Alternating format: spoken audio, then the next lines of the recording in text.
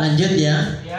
Nah, sekarang saya mau tanya ibu-ibu, kira-kira dari hasil diskusi tadi ya, kira-kira apa yang bisa ibu-ibu simpulkan? Jadi dari masing-masing kelompok, dari kelompok 1, 2, dan 3, kelompok 1 lanjut usia, kelompok 2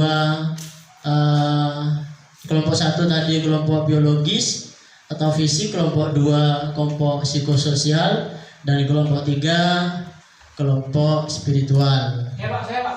Bu Fatil, silakan Bu Fatil. Ada banyak Pak yang kami diskusikan tadi, mulai dari perubahan emosi. Misalnya Pak ya, muncul depresi, cemas dan ketakutan disebabkan perubahan fisik dan fungsi anggota tubuh. Kesepian, teman mulai berkurang, takut tersingkirkan, takut penyakit, takut mati, takut kekurangan uang. Agresif Pak, cepat marah-marah Pak. Iya. Terus sering menendang pintu dan lain-lain Pak. Masih banyak Pak yang kadang itu yang dialami Pak. Ya, jadi itu kira-kira kelompok 2 tadi sudah secara dalam hal psikososialnya ya memang butuh butuh keterlibatan kita selaku anggota keluarga agar orang yang sudah masuk lanjut usia itu tidak lagi merasa kesepian. Jadi tidak merasa sendirian, tidak murung ya apabila kita selaku anggota keluarga yang lain bisa mendampingi anggota keluarga kita yang sudah lanjut usia tadi. Dari kelompok 1 atau kelompok 3? Pak, dari fisik Pak. Fisik, kelompok 1 ya? Iya. Ini Pak ya, simpulkan saja Pak ya. Ya, simpulannya saja. Garis besarnya jadi Pak, orang sepuh itu Pak sudah mulai berkurang semua Pak. Kurang semua. Berkurang. Uangnya juga kurang ya. Enggak Pak, fisiknya itu kekuatannya sudah berkurang semua. Mulai penglihatan, pendengaran, juga giginya sudah tanggal semua Pak. Dikasihkan itu Pak sudah Pak pilih-pilih Pak. Ya. Kalau kasih tokol itu sakit semua katanya pakai tengah Pak gitu. Jadi intinya Pak untuk masalah fisiknya lansia itu sudah mulai berkurang secara keseluruhan seperti itu. Baik, terima kasih. Selanjutnya kelompok 3 terakhir. Mungkin ada kesimpulan dari yang tadi, apa kira-kira yang mau disampaikan, silakan. Iya Pak, terima kasih Pak. Dari tadi hasil pembahasannya Bapak bisa saya simpulkan terkait dengan kondisi permasalahan lanjut usia Pak. Biasanya kalau sudah tua itu memang berpikirnya itu berkurang Pak. Artinya sering lupa. Sampai contohnya waktu disuruh sholat barusan kayaknya sudah sholat gitu Pak, tapi belum. Atau sudah sholat lagi. Ya sebaliknya seperti itu Pak ya. Ya saya kira itu Pak yang bisa saya simpulkan terkait dengan lanjut usia masalah spiritualnya Pak. Terima kasih. Terima kasih Bu Rijal, kemudian Bu Faisal dan Bu Fadil. Artinya bahwa ibu-ibu sekalian memang di dalam di dalam penanganan atau mendampingi orang yang sudah lanjut usia itu perlu keterlibatan aktif dari anggota keluarga yang lain. Jangan sampai ada salah satu anggota keluarga kita yang sudah lanjut usia dia merasa kesepian, dia merasa tidak ada yang memperhatikan. Karena kalau sudah lansia itu sama halnya dengan ketika masih bayi, masih balita. Jadi segala sesuatunya perlu pendampingan, segala sesuatunya perlu keterlibatan orang-orang yang ada di sekitarnya. Jadi dalam sisi spiritual misalnya urusan sholat kadang harus kita dampingi, wudhunya harus kita dampingi, sholatnya harus kita dampingi.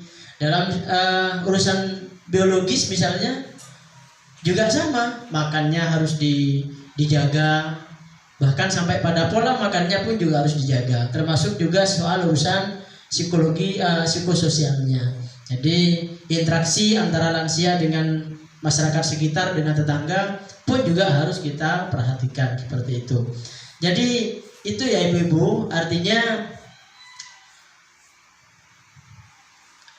kalau anggota keluarganya mengabaikan seorang lansia, maka itu artinya hak-hak lansia sudah dilanggar. Karena lansia itu seperti yang dulu pernah saya sampaikan, bahwa lansia itu diatur oleh undang-undang tersendiri.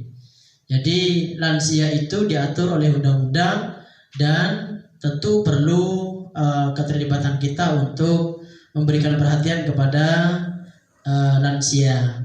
Kemudian selanjutnya padam ya lampu ya. Padam ya, ada apa ibu-ibu ya, kita lanjutkan sedikit lagi ya. Nah, tindakan kita selaku anggota keluarga harus selalu memberikan perlindungan, perhatian dan kenyamanan bagi lansia. Karena kalau tidak, maka berarti kita sudah menelantarkan lansia. Lansia itu seperti yang saya katakan tadi, sudah sama statusnya dengan anak kecil. Jadi harus harus kita perhatikan, jangan sampai ditelantarkan. Ada beberapa hal ya yang tergolong penelantaran lansia. Yang pertama, membiarkan lansia tidak makan misalnya. Jadi makannya seperti yang saya tadi katakan, makannya pun juga harus kita jaga. Makan siangnya, makan malamnya diperhatikan agar perutnya tidak kosong. Kemudian yang kedua, membiarkan lansia sakit tidak diperiksa ke puskesmas atau ke dokter misalnya. Ini juga masuk bagian dari penelantaran. Kalau kita menelantarkan, berarti kita sudah kena pasal undang-undang yang diatur di dalam undang-undang lansia. Oleh karenanya, karena lansia ini sama statusnya dengan anak-anak, maka juga memiliki undang-undang yang sama. Oleh karena itu, hendaknya kita tidak membiarkan lansia dalam kondisi sakit, dan kalaupun sakit segera diperiksakan ke dokter, ibu-ibu sekalian ya. Kemudian yang ketiga, membiarkan lansia kesepian. Nah, ini juga kadang kan ada lansia, kakek, nenek ditinggal jauh misalnya, kemudian di belakang ternyata nggak ada yang ngurus. Di samping keperluan yang lain tidak terpenuhi, lansia yang ditinggal itu justru juga merasa kesepian, tidak ada anak, tidak ada cucu, ya, tidak ada keluarga, akhirnya hidup sebatang kara, dan ini masuk pada kategori penelantaran lansia. Kemudian membiarkan lansia pergi sendirian sementara kondisinya sudah pikun misalnya. Nah, ini juga. Oleh karena itu, kalau lansia mau kemana-mana harus kita yang mendampingi, jangan dibiarkan sendirian. Ditanya, kakek, nenek mau kemana? Mau ke pasar misalnya, jangan biarkan pergi sendirian, jangan. Harus ada yang mendampingi. Membiarkan lansia bekerja berat atau keras. Nah, kan kadang ada lansia, kakek nenek yang sudah berumur ya, maksa mau kerja terus, padahal kondisinya sudah tidak fit. Maka kewajiban kita harus mengingatkan, harus mendampingi. Kemudian selanjutnya, mengusir lansia dari rumah. Nah, ini yang bahaya juga. Jadi naudzubillah, jangan sampai kita sebagai anak, sebagai cucu misalnya, mengusir kakek nenek kita begitu saja, yang harusnya dilindungi malah kemudian ditelantarkan misalnya. Ini bahaya. Kemudian tidak memberikan kesempatan beribadah, ibadahnya juga harus kita jaga. Kemudian ditinggal sendirian dan dalam kurun waktu tertentu. Kalaupun mau ditinggal ibu-ibu ya, pastikan di belakang ada yang menjaga. Sanak kerabat atau famili misalnya harus ada yang menjaganya.